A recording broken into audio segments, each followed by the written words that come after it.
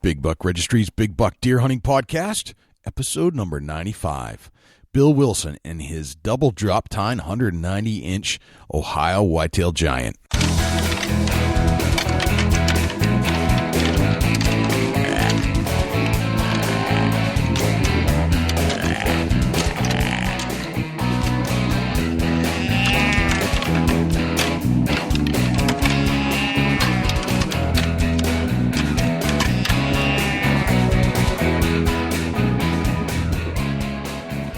Big Buck Registry is a virtual museum of hunting stories. We preserve a piece of Americana by interviewing and recording hunters about their hunts and experiences from across the country. And who knows, maybe we'll learn a thing or two along the way that'll help us take our hunt to the next level. You got to check out Big Buck Registry's Deer Hunting Podcast on iTunes. You can hear me, Scott Laseth, the sporting chef, and a whole bunch of other people giving you some great information you can use on how to make your deer taste better at the table. Hey, how we doing, everybody? This is the E-Man with your hillbilly weather. But we also got something else in force for you. We got a forecast for this deer season that's going to be coming up. And them deer had a hard winter out here, and they're going to be running around. And I got a feeling this rut coming up this year is going to be one like we ain't seen in a while, kind of like the winter we've had was one and the same. Get ready for another episode of the Big Buck Registry Deer Hunting Podcast. And everybody have a good day. Hey everybody, this is Kirsten Godfrey, the Kentucky Huntress. You're up for another amazing podcast with Jay and Dusty on the Big Buck Registry's Deer Hunting Podcast.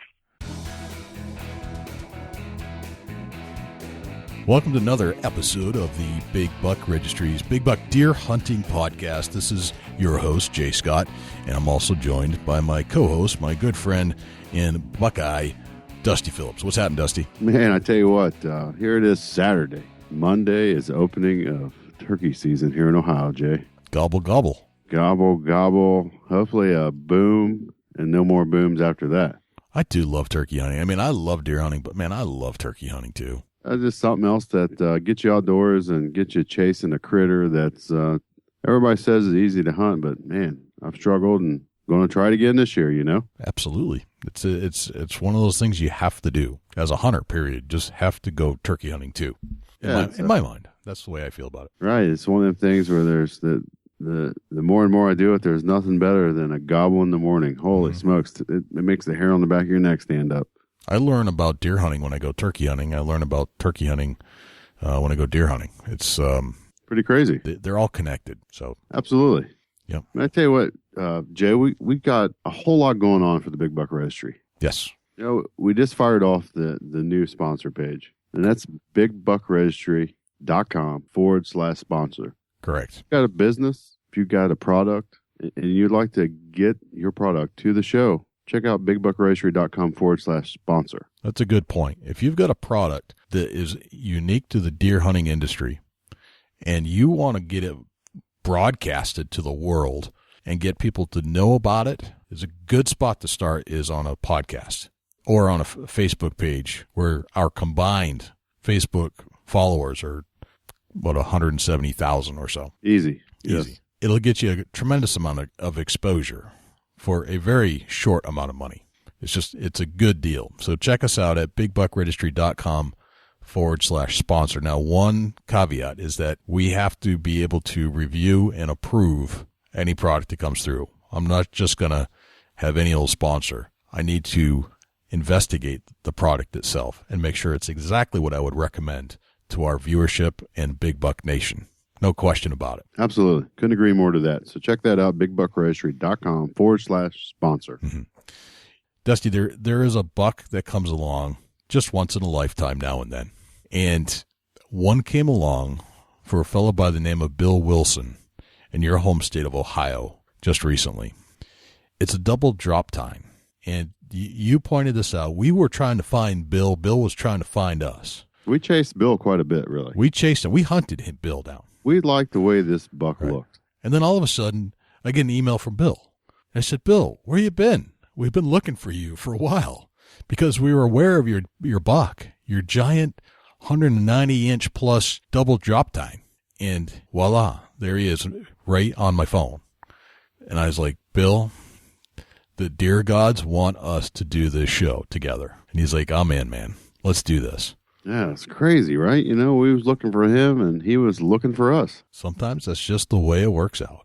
Then what's the odds he's hooking up with Ed Waite to get his deer scored by Buckmasters? Right. Holy cow. It's all one big, great circle that we're in. It's awesome. I love it. And we get to talk to Bill and hear the story of this massive double drop time that was spreading like viral wildfire on Facebook and social media just a couple months ago. You know, I can't wait to ask Bill if he named this buck, Jay. I bet you cannot wait for that. It's one of my favorite parts of the show. It is. It's one of my favorite parts too. So let's get Bill on and learn more about this double drop tine from Ohio. Let's do it. I'm super excited. Let's get Bill on the phone.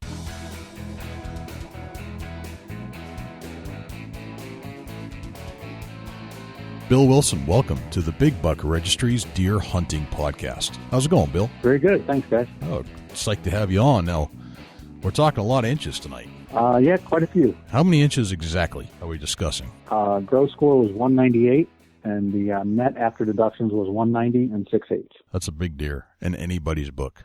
I don't care That's who a you giant. are. It's a giant. Yeah, I'm thinking like the nets for fishing, so let's keep with the gross. Okay. Yeah, I like gross. Bill, tell us a little bit about yourself. Where are you from? I'm actually from Akron, Ohio. Born and raised here. 50 years old, and been married for 26 years. Gotcha. So right from the area here. You're in Akron. Dusty's in Farmersville. How far apart are you guys? About 3.5, 4 hours. You're in Dayton, right, Dusty? Yeah, I'm just a little bit southwest of Dayton. So yeah, probably about right. Way I drive 3 hours. Maybe you, Okay. Bill, 3.5. So, as Ohio is drawn, whereabouts is Akron? Just so everybody listening can get an idea. It's about 45 minutes south of Cleveland. Okay. And if you had a point like to the state, is it northeast, southwest, whereabouts? It's almost directly south. So Sure. it'll be, slightly southeast, but almost directly south of Cleveland. Okay. So north central Ohio is what we're discussing. Mm-hmm. Okay. Gotcha. Now, the hunting that you did to take down this buck, was that all in Ohio as well? Yes. Yep. Okay. Let's get into a little bit about the setup and how did you go about shooting such a magnificent animal in the first place. This doesn't happen every day, so there's going to be some things that you did along the way to make this successful. Tell us about your hunting endeavors. How did you get into hunting in the first place? Oddly enough, the company I work for transferred me to a new location, and one of the teammates I was working with there shot bows just for fun. And he told me to go buy a bow, and we'd just hang out and drink a couple beers and shoot a bow. And we got really good at it. And I said, we could probably hunt something with these. And that's exactly how I got started in the hunting. That was about 26 years ago. That's pretty funny. So you started shooting bows first. Say, hey, we're pretty good. We could probably kill something if we. That's exactly how it went. Yeah. That's great. I love that. That was pretty cool. So what were you shooting to begin with, if you don't mind me asking? I had an old PSE compound and actually hunted with that bow for about 15 years. And, I'm a pretty tall guy. So my draw length was really big, and at the time it was aluminum arrows, and they were just huge. They looked like broom handles, and they were really slow. I didn't have much success, to be honest with you.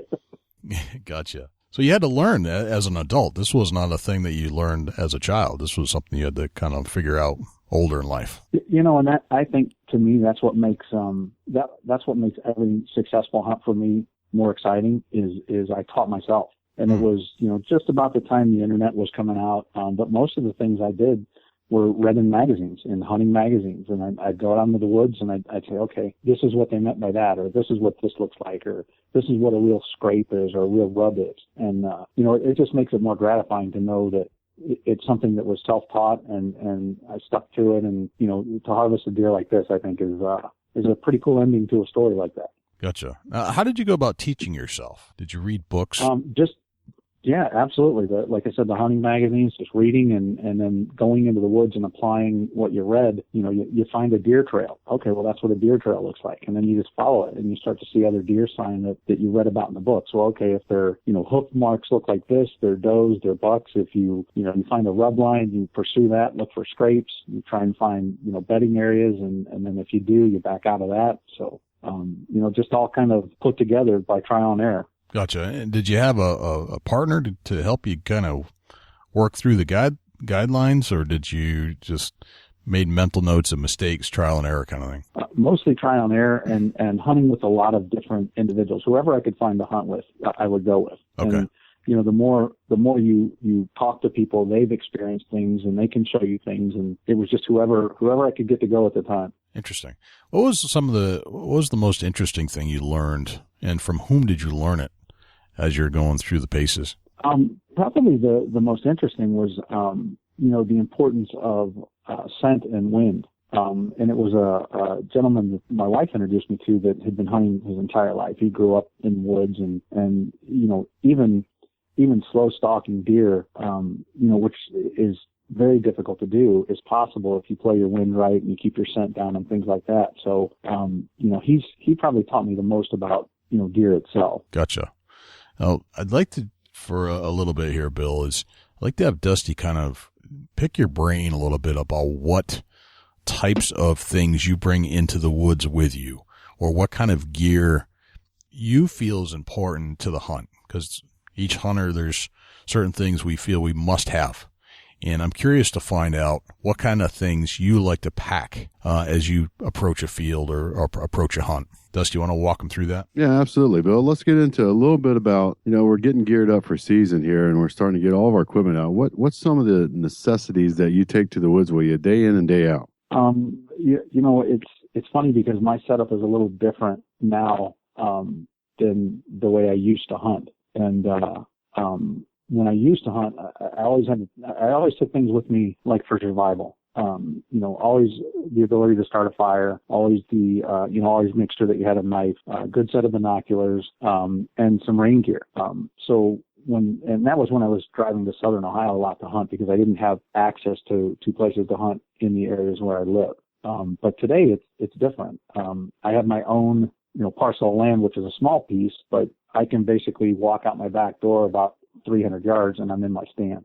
So there's not a big necessity of gear that I need to take into the woods because I'm so close. Yeah, absolutely. I agree to that. You know, it's being in your backyard, you've got pretty much everything you need at the house if you do harvest a deer. Was there any small things that you take to the woods with you in particular? No, my phone. That's it. Right. No, I guess when you're hunting your backyard, that's all you need in case you get in a incident where you need to call somebody.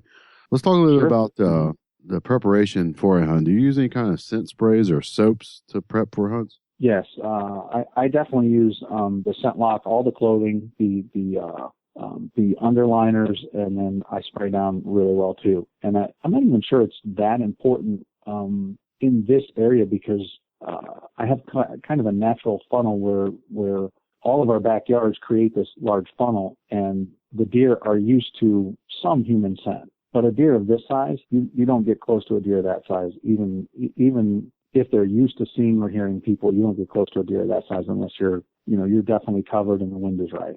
Yeah, that's great advice there. That's almost a proven fact. When you're hunting a buck of that caliber, do you store your hunting items in a particular container? Yeah, I actually have a Rubbermaid sealed container, and all my hunting items go in there, and usually it's full of leaves in the fall. And just things to the natural, a couple of acorns and things like that, just the natural scent of the items that are right here in the land that I'm hunting. So you just take and put leaves and acorns in your storage container? Mm-hmm. Yep. Awesome. Yep. Let's get into what kind of camouflage are you hunting with, Bill? Real tree. Real tree. Gotcha. Yep. Real tree and mossy oak seem pretty popular here on the show. Yes. Yeah. When you get into your whitetail hunting, tell us about what kind of bow you're shooting. Currently I have a Hoyt Ultra Mag, and that's the compound bow that I use. And then depending upon the weather or later on in the season, that's a lot of times when I'll switch to the crossbow. Our winters can get, as you know, Dusty, they can get, pretty tough sometimes up here. And to sit in the stand for 3 or 4 hours and then pull 70 pounds and be accurate with it, that can be pretty tough, or, especially during rain and things of that nature. So later on in the season, I'll switch it up and go to the crossbow. Yeah, Bill, I used to think winters were bad here, and then I met Jay. New Hampshire winters are kill. Yeah. I guess I shouldn't complain. You got it easy, man. I'm going to cut the complaining back a little bit. Yeah, it's just it's amazing what the different areas of the states and the climates make for different winters. But, Jay having 3 foot of snow on the ground I'll take our foot and a half at most. That's true. Yep. I'll take that every year. So you're shooting a crossbow. Tell us what kind of arrows are you shooting? Are you shooting carbon fiber or aluminum? Tell us about your arrows. Yeah, carbon fiber gold tips. And I use those both in my compound bow and my crossbow. Gotcha. Are you what kind of broadhead are you tipping the carbon fiber arrow? I love the Rage mechanicals, and I know some guys don't like those, but everything I've ever shot with these mechanical broadheads is dropped 60 to 80 yards from where I shot it. Is there a particular one that comes to your head that you use? The 2-blade is the one that I've moved to. I started with the 3 blades, but the 2 blades are what I've moved to now. And for the crossbow, they make one with a chisel tip. So if you do happen to catch a shoulder, it's pretty much piercing before it opens. Right. Yeah. That's a great necessity on the broadhead, and more and more we get into these mechanical tips, the more, people need to realize that the mechanical tip is not made for the shoulder. It's made to catch the back area, the rib cage, into the lung area. Mm-hmm. I think that's a huge mistake that's often made, that they try to shoot the mechanicals in the same place that the fixed blades are designed for, and it just don't seem to have the penetration. And some been real fortunate and lucky with it, and it's penetrated. But it seems like about 8 out of 10 times that shoulder is bad news for a mechanical broadhead.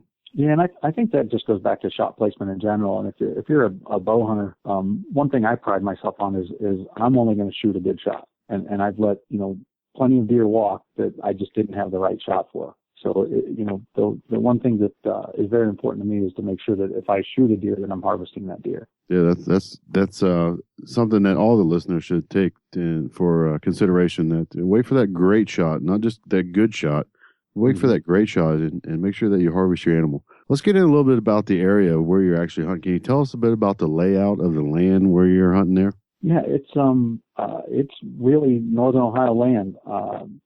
Some small hills, no major ravines, no valleys, nothing like that. But in my particular setup, we have it's only about 250 feet wide is my lot size, but it's about 1,600 feet deep. But everybody in my neighborhood has that same type of lot, 6 to 8 acres.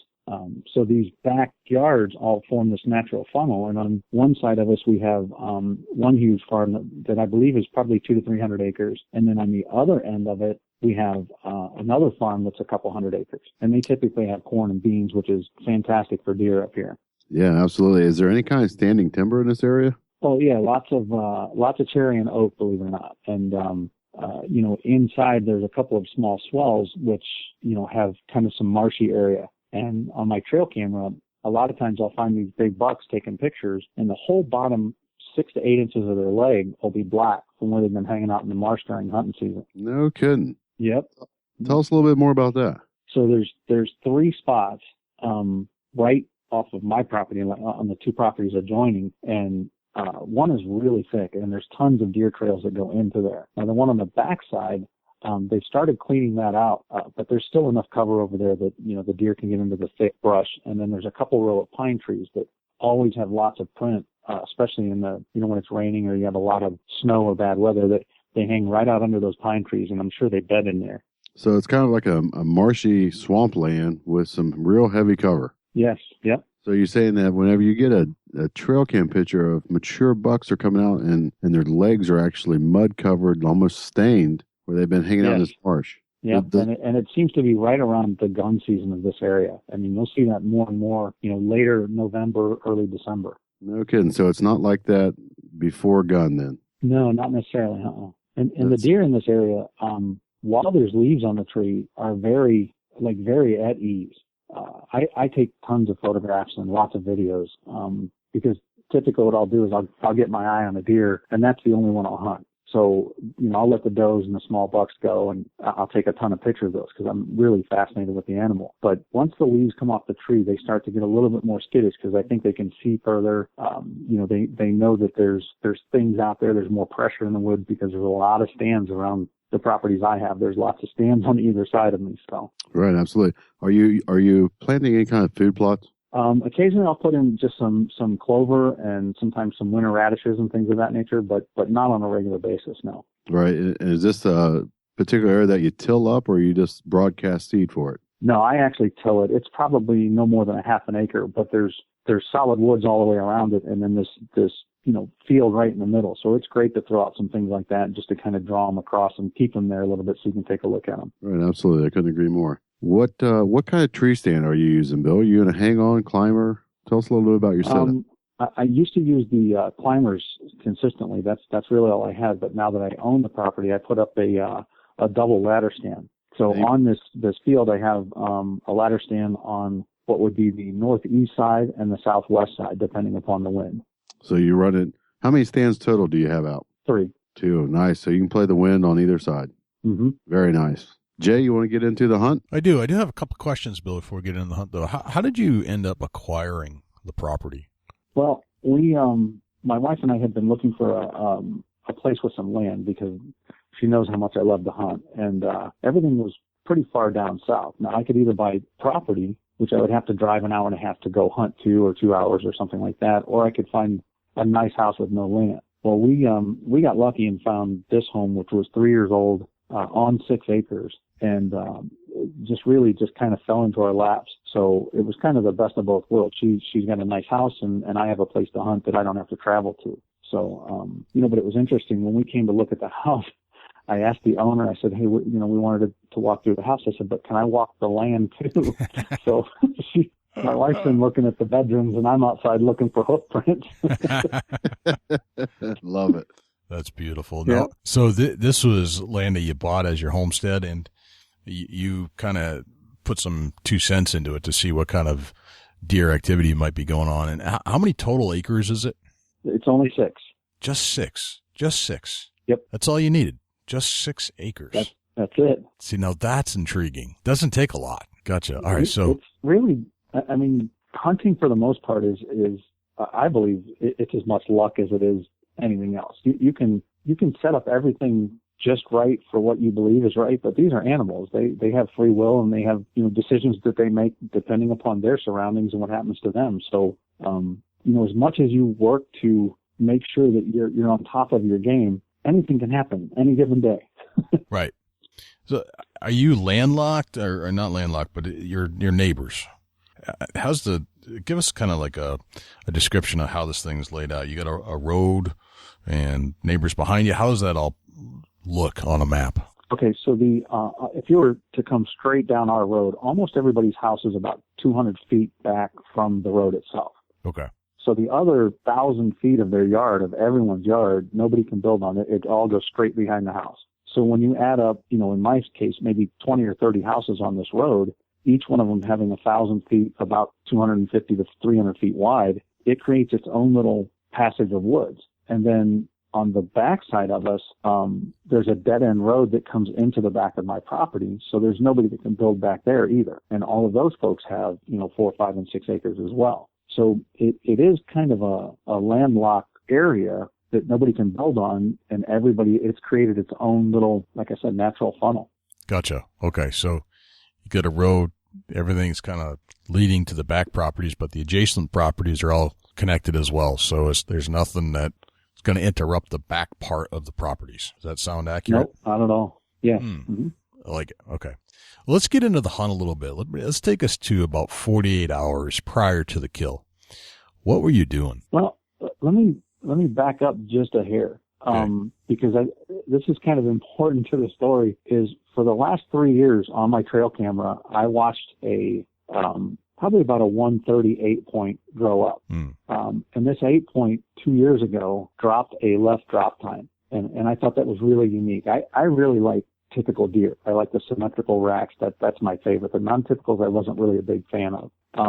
I didn't see him all year, but the following year, which I believe was 2013, he dropped the right side as well. So he had a double drop time, beautiful 10 points. So he was a symmetrical 8 with 2 drop times. Well, I chased that deer for 2 years and never got a good shot at him. Always saw him at a distance, couldn't grunt him in, couldn't bring him in. Well, the Monday before I shot this deer, somebody took him. And it was one of my neighbors that's about a mile back. And I got to tell you guys, it broke my heart.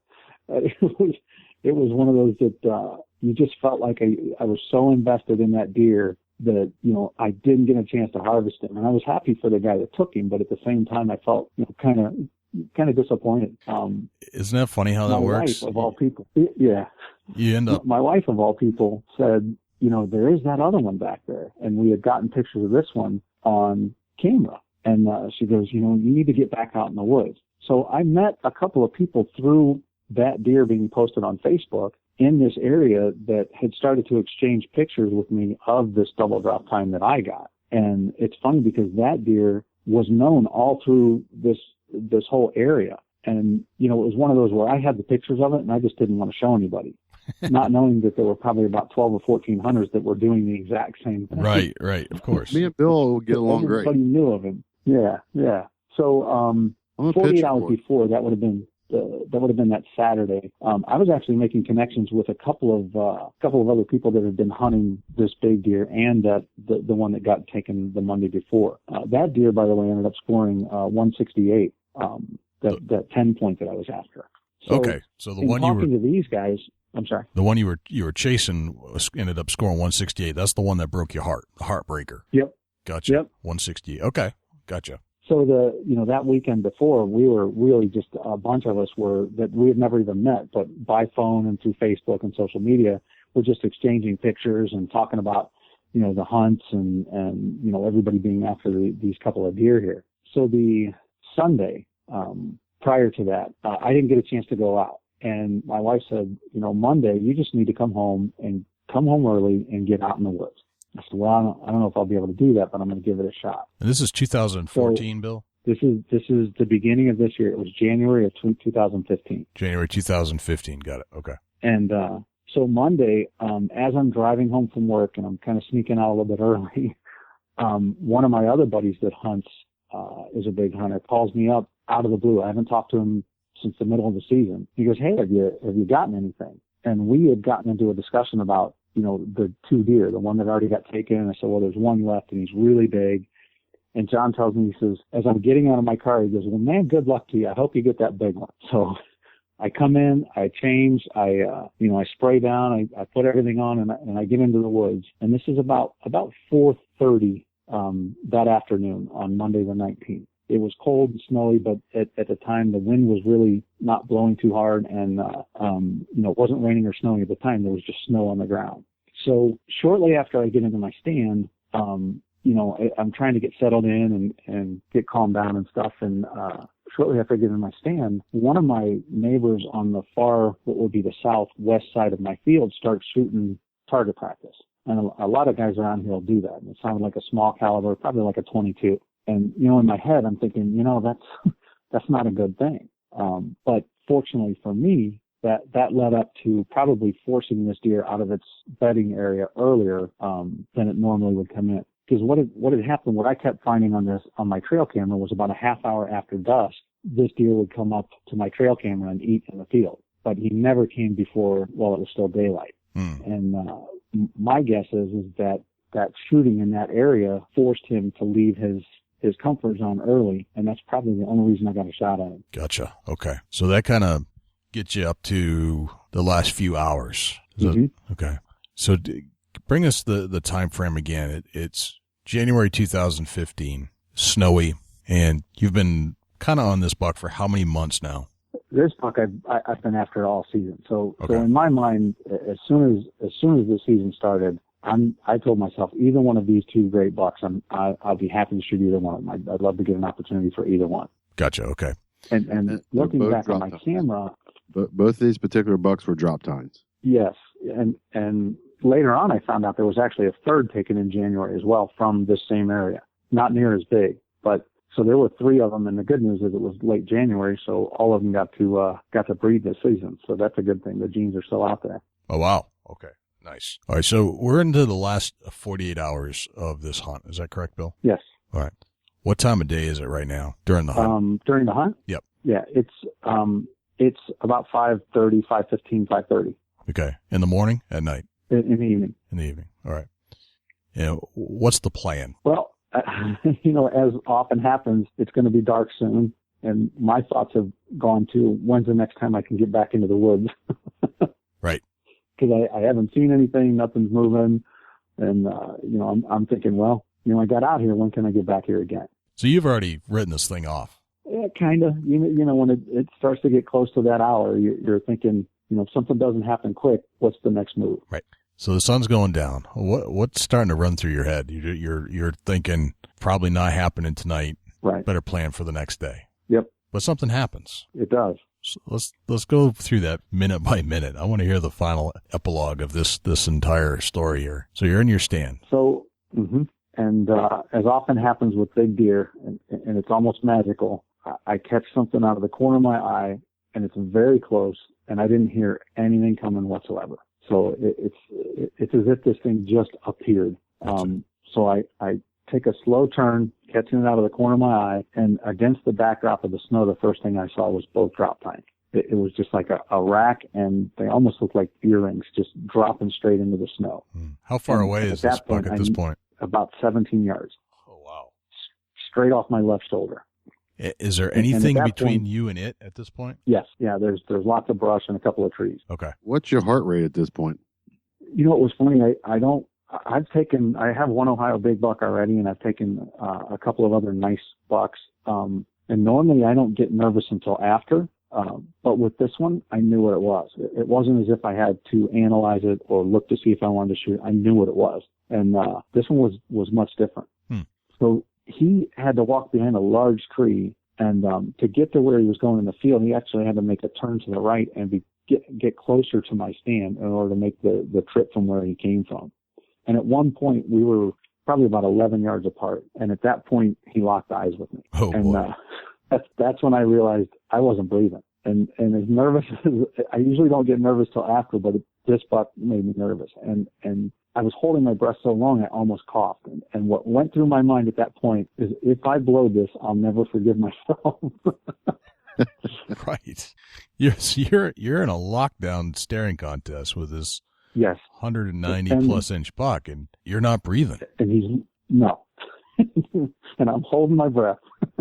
Wow. So, he actually looks away, and I've had this happen before, that a deer will, you know, have his eyes fixed on you, and they'll look away and almost begging you to change, and they'll snap their head right back and make eye contact again. It's almost looking for you to do something to make a mistake. And I was able to at least exhale when he looked away, right, and recompose myself. And he did that 3 times before he moved. He would turn his head like he was going to walk and then snap right back and lock eyes with me again.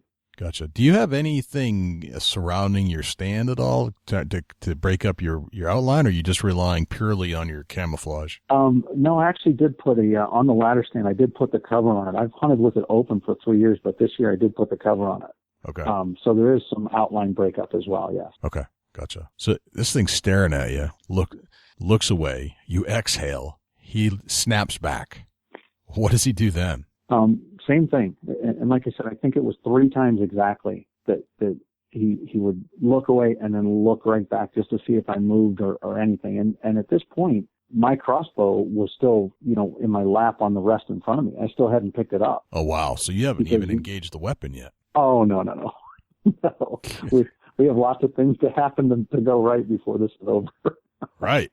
So are you trying to figure out, when you're staring at this deer, when do I make my move? What's going through your head at that Exactly. point? Okay. Yeah. How can I click the safety off? How can I get it up without, you know, changing my outline or giving myself away?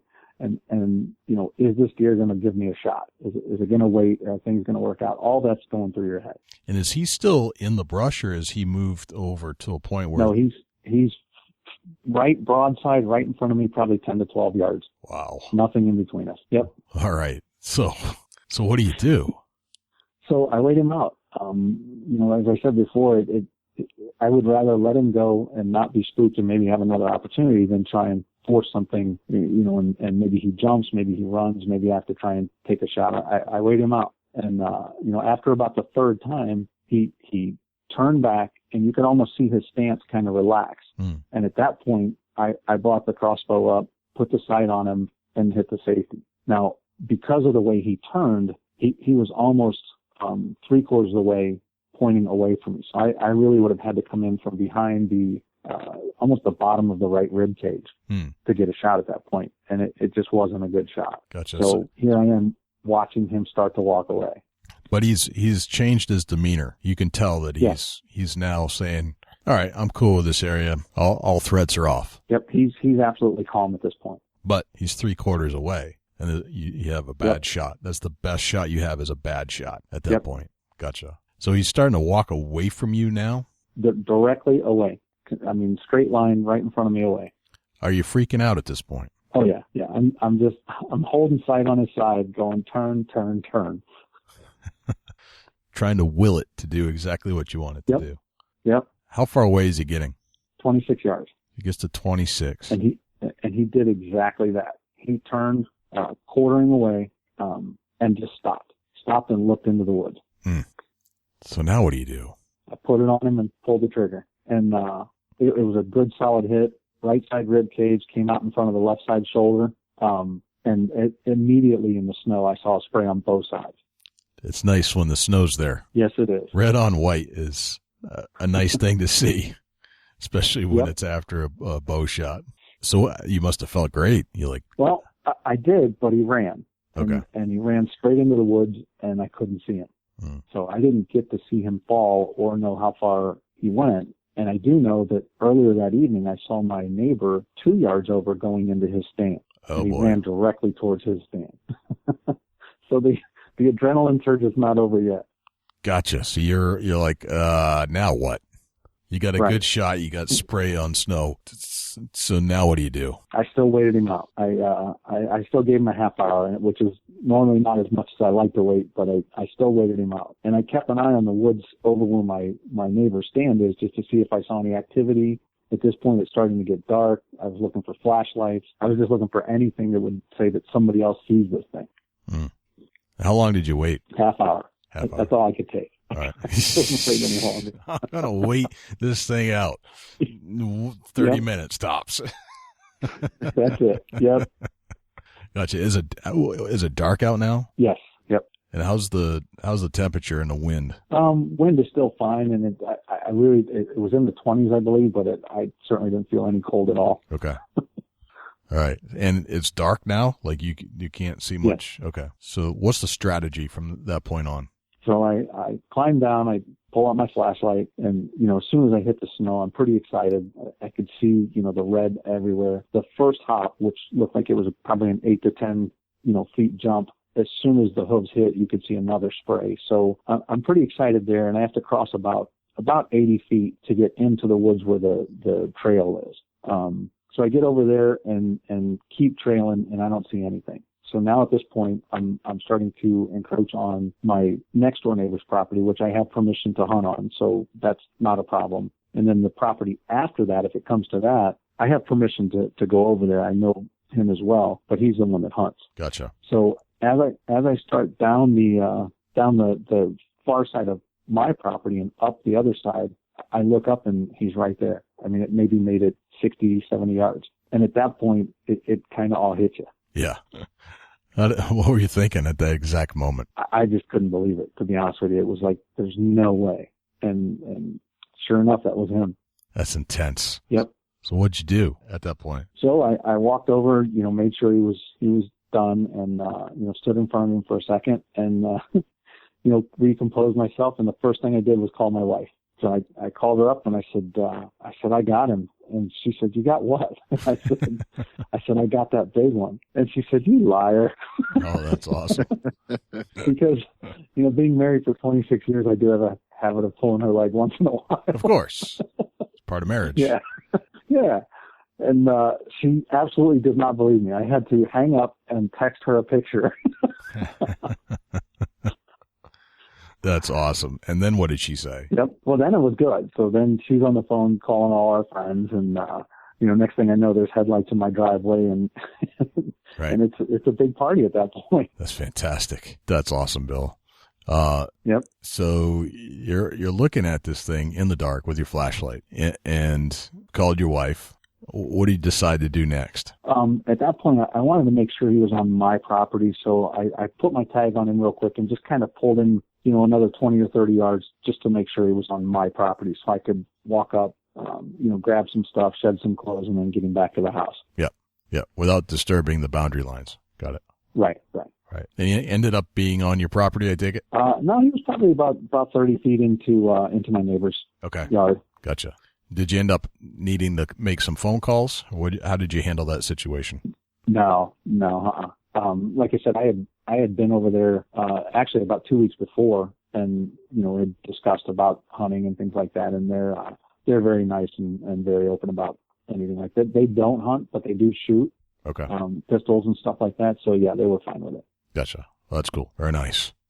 So what's the plan at this point? How you're just gazing at this thing, and how many minutes are going by as you're trying to just take in what just happened? It's probably a good 10, 15 minutes of just staring and looking and, trying to gauge how big is he really? Is it, it's amazing. The deer, for the size of the head and the rack, only weighed 160 pounds gutted. Wow. And everybody, I've taken does that are much bigger than that. And, everybody's like, there's no way. But the legs on this were under 2 foot long. So from shoulder to hoof were under 2 feet. And, wow. So did you say it weighed 160 pounds dressed? Yep. Wow. Sometimes nature just has funny ideas, doesn't it? I guess. Yeah. I think the rack was eating all the nutrition in that deer. That's exactly what I said. He's all head and rack. Right. That's very cool. And how'd you get it out of the woods, Bill? It was, the beauty of having it right behind your house is it's kind of a downhill slide in the snow right to my backyard. That's the best. So no problem at all. Pulled it up to where I did, field dress it, and then I have a 2-wheel dolly. I just threw it up on that. Just because it's late in the season, and the last thing I wanted to do was drag it by a rack and snap one of them off. Right. That would not have been good. Right. Would you have changed anything about how it all went down, or were you just completely elated about how it all played out? No, I part of doing what we do, I think, is you can have very good days in the woods without ever harvesting a deer, and to enjoy the roller coaster of emotions of the hunt this year, I wouldn't have changed anything. I think it was a fitting end to the highs and lows of a deer season. Gotcha. Yeah, it seems like you ended on a high note, and sure, that's awesome. That's just fantastic. So, how do you plan for next year now that you've taken this massive buck? More big bucks in the plans? I really like the big bucks, and if I have meat in the freezer next year, I'll hunt the same way I've always hunted, and I'll try and put my eye on a nice one, and I'll hunt that deer. My wife doesn't eat it, so I'm the only one that eats it, and I only harvest one a year because of that. So I try and put my eye on the one I want, and it's a luxury that most hunters don't have. So for me, it's more of a challenge to try and pick out one specific deer and go after the deer. And there's years I've gone home with nothing just because of the fact that I was after a specific deer. Gotcha. But I don't think it changes for me. I may never ever even see one this big again, but it'll still be one that I'm after. Gotcha. That's awesome, Bill. So if you could leave us with a few things, Bill, I was wondering if you had to pick one tool that you would bring into the woods with you, what would that be? It's got to be the knife. The knife. You got to have a good knife. Okay. Yep. What's your favorite knife? I like buck knives. Buck knives? Okay. Very good. Mm-hmm. Excellent brand. And if there was one book that you would recommend to people listening to the show, what book would you recommend? I'm not much of a book guy, to be honest with you. Most of the information I got was from magazines. Okay. And for me, I don't know that there's any one that I like more than another because there's so much information in all of them. My favorites are probably Deer and Deer Hunter, Field and Stream, and Outdoor Life. Yep. And not only do they have great hunting information, they have great outdoor information. And to me, it's about being outdoors. It's about enjoying life outdoors. And if you can gather any information out of those and put them into the woods, those are my favorites. Gotcha. Awesome. And if you could leave us with one hunting tip, your favorite hunting tip of all time, what would it be? I don't know if it's so much a tip as it is advice, but you have to spend your time in the woods. If you really want to narrow down and chase big deer, you have to put your time in the woods. Guys do get lucky and they walk in and shoot a big deer on opening day of gun season and things like that. But if you're consistently looking for big deer, you have to put your time in. Right. Gotcha. And this is one of our favorite questions when we haven't heard an answer to the question yet. Dusty, you want to ask the question? Bill, did you name that buck? I named it Double D because that's what I was after. The Double D buck. Double D. I love it. Been called, it's been called several different things. It was called the Legends of Springfield. I had a gentleman that I showed a picture to down in at Gander Mountain, and he said his uncle called it the Ghost Deer, but I named it Double D. And interesting piece to this is one of my wife's coworkers told her husband that I named it Double D because of the size of the rack. And I said, no, it was because of the double drop times, but that's kind of funny as well. Right. But it all kind of fits together. I can see that. Sure. Yeah.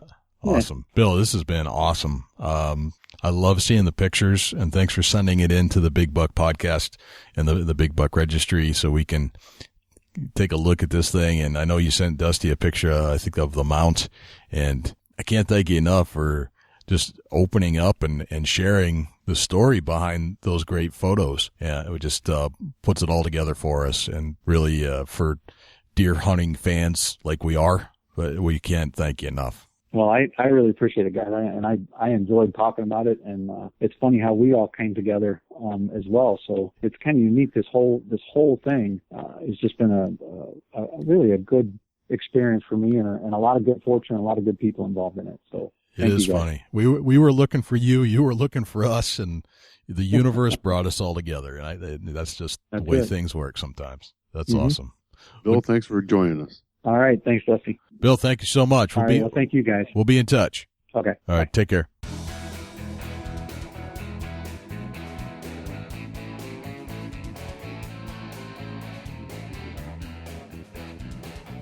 I love it when a Double D comes together. Amazing.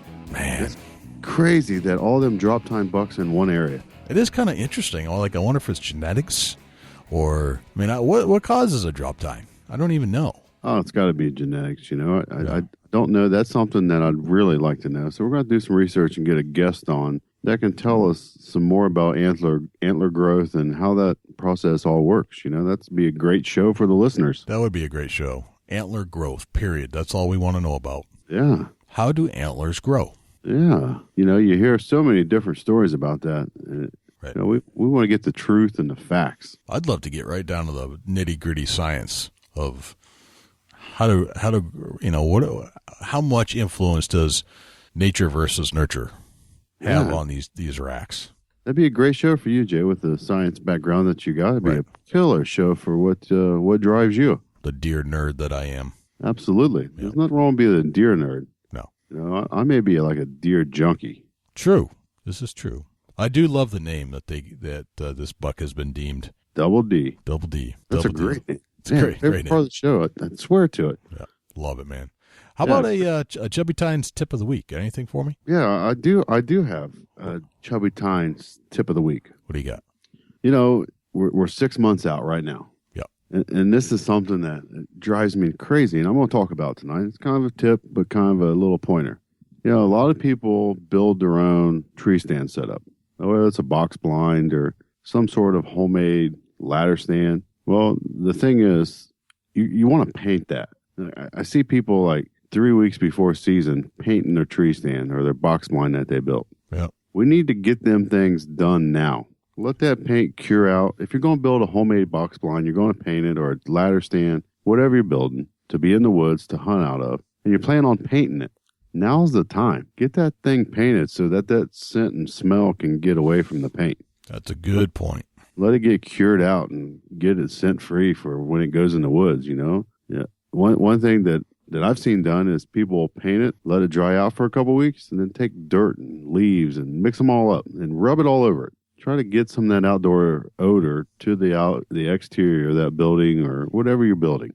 So yeah, that's my tip of the week. Get them things taken care of early and let it get settled down, the smells and the shine, let the weather hit it. Get it all ready to go for deer season now, and versus procrastinating till 3 weeks before season. And then you don't see no deer because your blind or your homemade whatever you make that you're going to set in stinks like paint. You can't do that. Yeah. So that's my tip of the week. Get your stuff together now and be ready for later. That's so true. Paint stinks. Bucks hate it, and you got to let these things soak for a long time.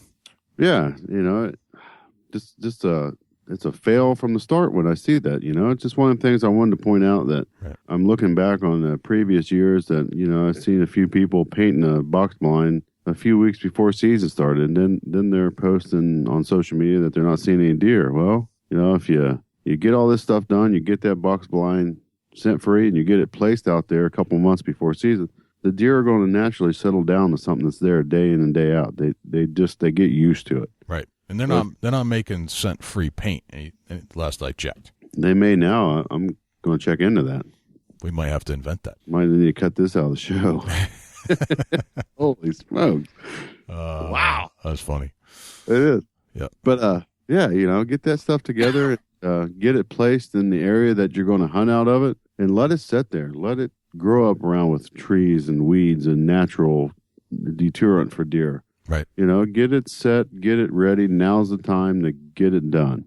Absolutely. 100% agree. Well, I would like to invite you, if you are listening to this show on an iDevice, an Apple device, to leave us a review. If you haven't done so already, please, please, please hit that button, do a search for the Big Buck Registry, and then you'll see where you can actually leave a review. Sometimes it doesn't show up if you're just listening on the podcast player, but if you do a search for Big Buck Registry, then it'll bring up the review section. If you could leave us a review about the show, we'd greatly appreciate it. You can reach us at 724-613-2825 if you'd like to give us a call, leave us some feedback. You can reach us on Facebook, facebook.com/Big Buck Registry, twitter.com/Big Buck Registry, youtube.com/Big Buck Registry. As always, bigbuckregistry.com, our blog. And if you would like to have your buck featured on our Facebook page and be famous for a day, you can send it into bigbuckregistry.com/mybuck. And please, if you have a few extra bucks hanging around and you'd like to pledge your support for this show, we could certainly use the help, and you can go to bigbuckregistry.com/pledge, PLEDGE. Dusty, how can we find you? Facebook.com/Chubby Tines Outdoors. And you also reach me at Dusty@BigBuckRegistry.com. Shoot me an email, shoot me a message. Let me know what's going on out there. And if you got a great buck, we definitely want to see that buck at the Big Buck Registry. Yes. And like we did with Bill Wilson, we just might track you down if it's one impressive specimen with a great story. Absolutely. Another thing, Jay, if they want to check us out, we do have a new program going, a new channel. It's called the OutdoorPodcastChannel.com. That's correct. You can find all our content over there, along with 7 other outdoor podcasters ranging from fishing to turkey hunting to general hunting in general from all across the country. It's really quite a good listen. If you love the podcasting format in general, OutdoorPodcastChannel.com. It's 7 days a week of podcasts. New show. That's crazy. New show every day. We can't keep up with that pace, but we can with our friends. That's for sure. Absolutely. I'm Jay Scott. And I'm Dusty Phillips. This is the Big Buck Registry's Big Buck Deer Hunting Podcast. See you next week. Can't wait.